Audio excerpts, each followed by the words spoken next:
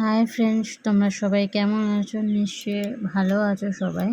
আমার একটা নিউ ব্লগে তোমাদের সবাইকে স্বাগত। এটা আমার গতকালকের ব্লগ।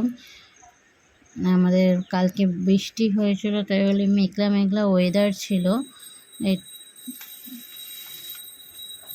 কালকে একদম রোদও ওঠেনি, আর বৃষ্টি হওয়ার কারণে বেশ ভালোই ঠান্ডা ছিল। এবার আমি সকালবেলা উঠে পুজো টুজো দিয়ে চলো এবার তোমাদের রান্নাঘরে দেখাই। চলো এবার তুমি আমার রান্নাঘরে। আজকে রান্না করব, টিফিনে হচ্ছে আলু পেঁয়াজ ভাজা আর ভাত, আর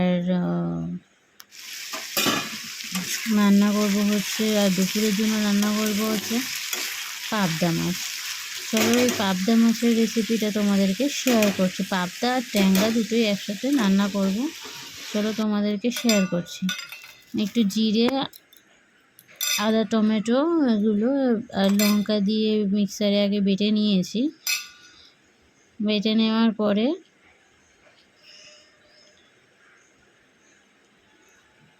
মাছগুলো আগে ভেজে নিয়েছি। তারপরে কড়াইতে কালো জিরে ফোড়ন দিয়ে তার মধ্যে আলু দিয়ে তার মধ্যে একটু হলুদ দিলাম,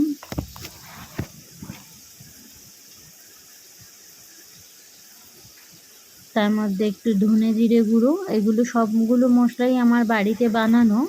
আমি বাইরের খুব একটা মশলা খাই না, তাই জন্য আমি বাড়িতেই সব মশলাটা বানিয়ে নিই। এবার এর মধ্যে লঙ্কা গুঁড়ো দেবো। লঙ্কা গুঁড়ো দিয়ে একটু মশলাটা নাড়ি চড়িয়ে নেবো। আর আমি যে আগে যে মশলাটা করে রেখেছি ওই মশলাটা দিয়ে দিলাম। দিয়ে ভালো করে কষিয়ে এবার জল দিয়ে দিলাম। আর নামানোর আগে মাছগুলো দিয়ে নুন টুন দেখে নিলাম, চেক করে সব ঠিক আছে কি না। তারপরে মাছগুলো দিয়ে একটু ফুটিয়ে নামিয়ে নিলাম। আমার তো এরকম ঝোল খেতে খুবই ভালো লাগে, পাতলা ঝোল। আমি মাছ আরে বেশ, তোমাদের কেমন লাগে বলো তো সবাই, আমাকে কমেন্টে জানিও।